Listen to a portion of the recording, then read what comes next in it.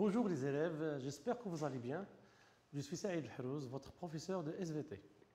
Aujourd'hui, on va continuer la deuxième partie du cours intitulé Le métamorphisme et sa relation avec la formation des chaînes de montagne récentes. Et on va répondre aux questions suivantes. Quels sont les différents types de métamorphisme et leur contexte dynamique? Donc, avant de voir les types de métamorphisme, on va parler de la notion de faciès métamorphique. La figure 1 montre le faciès d'une roche magmatique qui est le basalte ou bien le gabbro. Le faciès métamorphique est une notion pratique proposée par Escola. Elle permet de regrouper les roches avec des paragénèses, ça veut dire des assemblages des minéraux différentes mais soumises à des intervalles de pression et de température donnés indépendamment de leur composition chimique. Donc on va définir la notion de faciès et on va chercher quels sont les critères sur lesquels repose cette notion, puis on précise son intérêt sur la géologie et par la suite on va définir l'isograde et la série métamorphique. Donc tout simplement, on veut dire par paragénèse minéralogique, c'est l'ensemble des minéraux qui sont ensemble constants dans un intervalle de pression et de température. Donc, par exemple, ici, le faciès schiste bleu, il est caractérisé par la paragénèse glaucophane, grenat et épidote. Alors que, par exemple, l'éclogite, il se caractérise par la jadéite et le grenat. Donc, on peut définir un faciès métamorphique comme une catégorie de roches métamorphiques caractérisée par une association des minéraux stables, paragénèse, dans les conditions de P et de T correspondant au domaine délimité et restreint. Son intérêt, elle permet la reconstitution de l'histoire des roches en sachant de quoi elles sont parties et par où elles sont passées et pendant combien de temps. Ou bien tout simplement, sachant que le minéral index qu'on a vu dans l'autre cours, dans le précédent cours, c'est un minéral qui nous renseigne sur les conditions de pression et de température de la roche qui le contient, de formation de la roche qui le contient. Parfois, on ne trouve pas ce minéral index et donc on va se reposer par un assemblage de minéraux qui coexistent, qui existent ensemble et qui sont ensemble stables dans des conditions de P et de T. Et donc cet assemblage-là, cette paragénèse-là, elle caractérise ce qu'on appelle un faciès. Et donc, même utilité de minéral index que pour l'utilité de paragénèse minérale ou bien de faciès. Un isograde, c'est quoi? Un isograde métamorphique est une ligne d'égale intensité métamorphique marquée par l'apparition ou la disparition des minéraux. Okay? Pour les scieries, donc, certaines roches elles passent d'un faciès métamorphique à un autre au cours de leur évolution pendant les phénomènes de subduction et d'obduction et de collision. Et donc l'ensemble de faciès qui marque une roche appelée une série métamorphique. Donc on peut la définir comme une série métamorphique regroupe les différentes faciès successifs d'une roche mère en fonction du degré de pression et de température. Maintenant on passe aux différents types de métamorphisme. Donc on peut, d'après cette courbe-là, on peut caractériser ou bien diviser les types de métamorphisme en trois types. Donc, premièrement, on va éliminer la partie blanche parce qu'il ne se trouve pas dans la nature. On ne va pas trouver de grandes valeurs de pression avec de faibles valeurs de température. Aussi, on va éliminer cette partie-là qui correspond à la diagénèse, qui est l'étape ultime de la formation des roches sédimentaires. Et donc, le métamorphisme, tout ce qui est coloris ici, est à partir de cette zone qui est le solidus. Donc, on peut diviser le métamorphisme en trois parties. Cette partie-là où nous avons l'augmentation de la pression plus que l'augmentation de la température, on va appeler ce type de métamorphisme le métamorphisme dynamique ou bien d'enfouissement. Le deuxième, ou bien de l'autre partie, le métamorphisme où règne la température, ça veut dire que la température augmente plus que l'augmentation de la pression. On va parler d'un métamorphisme thermique ou bien un métamorphisme de contact. Pourquoi de contact? Parce qu'il est en contact avec le granit intrusif. On le trouve essentiellement au niveau de l'auréole métamorphique. Donc on va le voir pendant le cours prochain de granitisation. Et le troisième type de métamorphisme, qui est le métamorphisme où on trouve l'augmentation et de la température et de la pression, il est appelé métamorphisme thermodynamique ou bien métamorphisme régional, puisqu'il occupe une grande surface, ou bien aussi métamorphisme général. Ce métamorphisme, on le trouve, ou bien c'est une parmi les causes de l'anatixie qui va donner un type de granit qui est le granit anatixique, et aussi qu'on va le voir dans la prochaine séance. Donc, grosso modo, selon l'importance de la température et de la pression, on distingue trois principaux types de métamorphisme. Le métamorphisme de contact, ou bien thermométamorphisme, c'est un métamorphisme à basse pression, haute température. Il se trouve à proximité des plutons magmatiques et se caractérise par une auréole de métamorphisme. Le métamorphisme régional, ou bien général, ou bien thermodynamique, c'est un métamorphisme de haute pression et haute température. Parfois, on trouve de moyenne température, moyenne pression.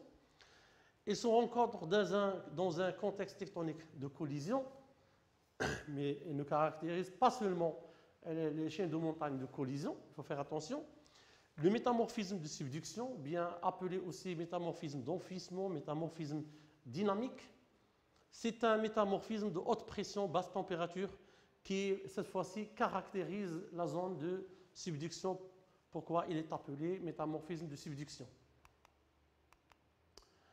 Maintenant, on va chercher quel est le contexte géodynamique de chaque type de métamorphisme. Donc, d'après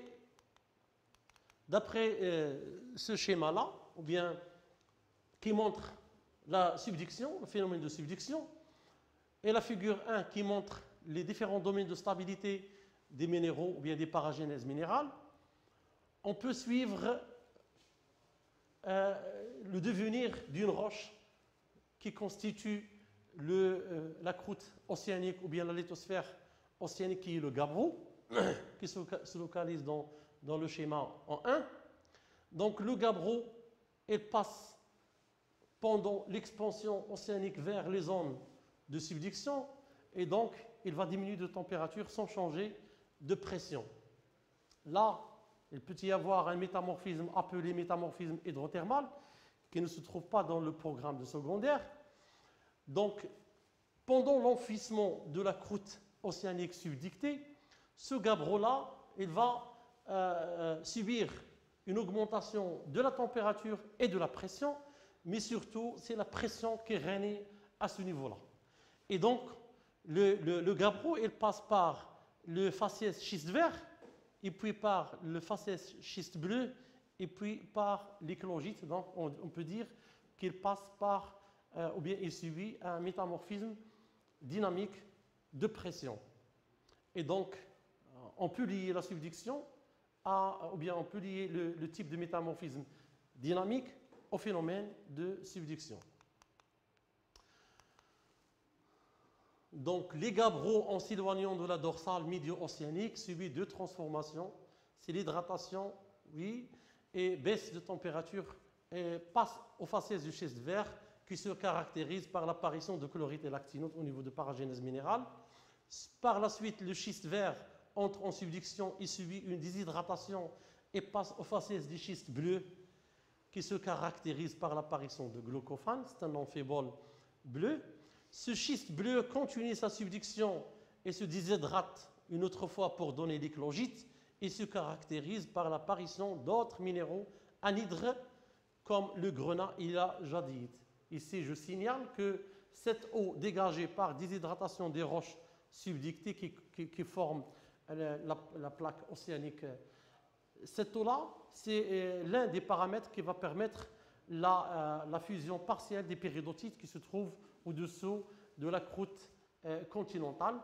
Et donc, c'est l'un des paramètres essentiels de l'apparition du magma andésitique et qui explique le volcanisme andésitique.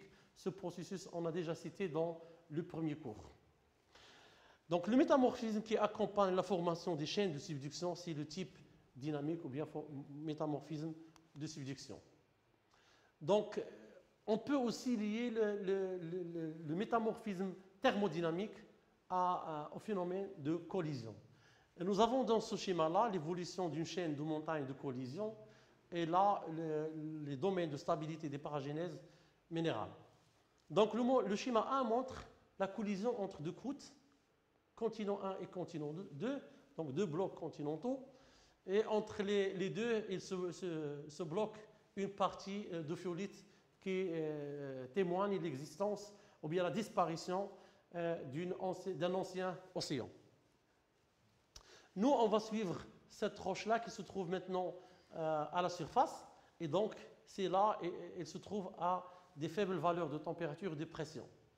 Pendant l'affrontement des deux continents, grâce à des forces convergentes tectoniques, la roche s'enfonce dans la profondeur et subit une augmentation à la fois de température et de pression. Il va passer rapidement des schistes verts vers le faciès d'amphibolite. Et donc, il va subir à la fois une augmentation de la température et de pression. Donc, on parle d'un métamorphisme thermodynamique. Donc, par la suite, bien sûr, après l'érosion et la péniplanation, la racine de la montagne, elle monte, le moho, il monte. Et donc, la roche aussi, elle se retrouve de nouveau à la surface. Et cette fois-ci, il va subir un métamorphisme rétrograde, un métamorphisme différent de celui qui est prograde où les températures et les pressions augmentent. Maintenant, la température et la pression diminuent et on trouve la roche à la surface. Et donc, grosso modo, on peut dire que les chaînes de montagnes de collision elles se caractérisent par la présence d'un métamorphisme thermodynamique. Donc, de la même manière, on étudie la composition minéralogique des roches métamorphiques, on peut constituer toute l'histoire d'une chaîne de montagnes, d'un phénomène géologique, d'un contexte géodynamique, toute l'histoire en se basant seulement sur l'étude de la composition minéralogique de certaines roches métamorphiques. Ici, on choisit par exemple le gabbro. Le gabbro se forme par la solidification du magma. Regardez ici le solidus du gabbro. Donc, il passe de l'état liquide à l'état solide au niveau de la dorsale médio-océanique. Et donc, en parallèle avec l'expansion océanique, ce gabbro s'éloigne de la dorsale médio-océanique et va vers la zone de subduction. Donc, pendant ce processus-là, on assiste à une diminution de température avec une pression constante. Donc, par la suite, pendant l'enfoncement, la subduction de la croûte océanique, ce gabbro-là, il subit une forte pression pendant le métamorphisme dynamique. Par la suite, le même gabbro peut subir pendant la collision une augmentation de la température et de la pression et passe au faciès d'amphibolite. Et pendant la péniplanation de la chaîne de montagne, on peut trouver ce gabbro-là qui remonte à la surface par un autre type de métamorphisme qui est le métamorphisme rétrograde. Et donc, en analysant plusieurs roches métamorphiques à base, ou bien une série métamorphique à base de gabbro, on peut tracer ce chemin-là qui est appelé le chemin pression, température et temps, ou bien le chemin PTT, et qui va nous permettre de reconstituer toute l'histoire de la région, toute l'histoire de la chaîne de montagne, toute l'histoire de contexte géodynamique. À la fin, je vous remercie de votre suivi et je vous donne un rendez-vous au prochain cours qui sera intitulé « La granitisation et sa relation avec le métamorphisme ».